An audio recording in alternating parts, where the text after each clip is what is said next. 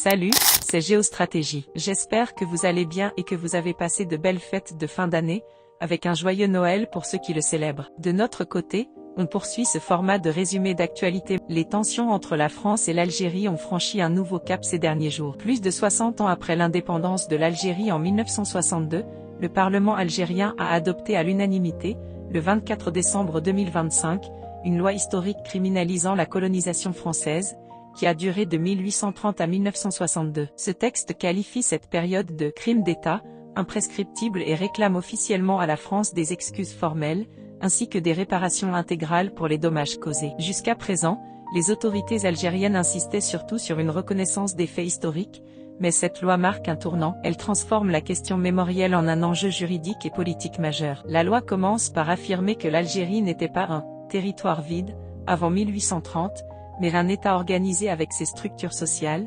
économiques et politiques. Elle décrit la conquête française comme une violation flagrante et continue du droit international, marquée dès les premières années par des massacres massifs, la destruction des structures locales, des déportations forcées et le pillage systématique des richesses. De nombreuses révoltes populaires ont été brutalement réprimées au fil des décennies, culminant avec la guerre d'indépendance de 1954 à 1962, qui a causé, selon les estimations algériennes, 1,5 million de morts, tandis que les historiens français avancent un bilan d'environ 500 000 victimes au total, dont 400 000 Algériens. L'objectif principal de cette loi est de traiter la colonisation non plus seulement comme une injustice historique, mais comme un crime relevant du droit, afin d'ouvrir la voie à une responsabilité juridique et à des réparations concrètes. Validée par le président Abdelmadjid Tebboune, cette initiative succède à plusieurs projets similaires qui avaient été abandonnés par le passé, notamment sous la présidence d'Abdelaziz Bouteflika. Mais alors, que contient précisément ce texte? Il dresse une liste détaillée et exhaustive des crimes considérés comme imprescriptibles: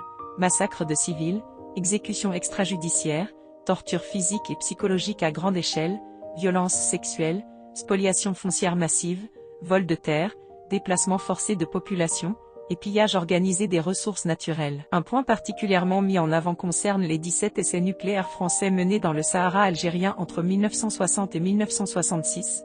La loi exige de la France une décontamination complète des sites pollués, la fourniture de cartes précises des zones contaminées et des sites d'enfouissement de déchets radioactifs, ainsi qu'une indemnisation des victimes, y compris les générations actuelles touchées par les retombées sanitaires et environnementales persistantes. Le texte réclame également la restitution intégrale des archives nationales algériennes transférées en France, des biens culturels spoliés, objets d'art, manuscrits, etc., et même des restes mortels de résistants algériens conservés en France. Autre disposition sensible, la loi qualifie la collaboration avec l'armée française pendant la guerre d'indépendance, notamment celle des Harkis, ces Algériens qui ont combattu aux côtés des forces françaises et étaient plusieurs centaines de milliers de hautes trahisons. Enfin, elle criminalise toute apologie, justification ou glorification de la colonisation française, avec des peines sévères pouvant aller jusqu'à 10 ans de prison, des amendes et une interdiction des droits civiques et politiques, y compris pour les contenus diffusés dans les médias ou sur les plateformes numériques. Maintenant,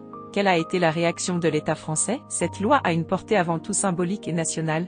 Elle n'a pas de force contraignante sur la France sur le plan international, mais elle représente un tournant mémoriel profond et une escalade dans les relations bilatérales. Le ministère français des Affaires étrangères a rapidement dénoncé une initiative manifestement hostile, contraire à la volonté de reprise du dialogue franco-algérien et à un travail serein sur les enjeux mémoriels. Paris met en avant les efforts entrepris sous Emmanuel Macron, comme la commission mixte d'historiens franco-algériens, tout en rappelant qu'il n'a pas vocation à commenter la politique intérieure algérienne. Malgré cela, la France affirme continuer à œuvrer pour un dialogue exigeant, notamment sur les questions sécuritaires et migratoires. Il faut rappeler que la question de la colonisation a toujours été un sujet ultra sensible entre les deux pays. En 2017, Emmanuel Macron, alors candidat, avait qualifié la colonisation de « crime contre l'humanité » et évoqué la nécessité de regarder ce passé en face, avec des excuses symboliques envers certaines victimes. En 2021, le rapport de l'historien Benjamin Stora avait proposé des gestes symboliques, comme l'ouverture des archives aux historiens,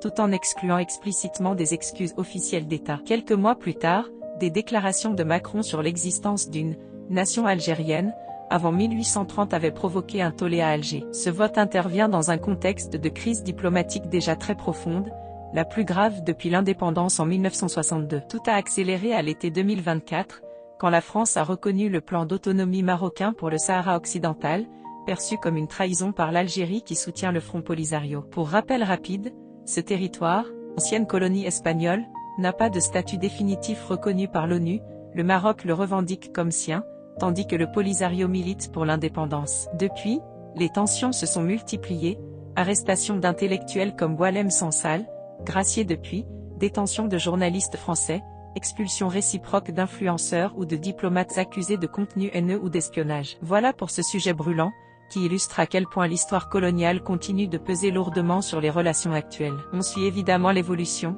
car ça pourrait avoir des répercussions durables. Merci d'avoir écouté, prenez soin de vous, et à très bientôt pour un nouveau résumé.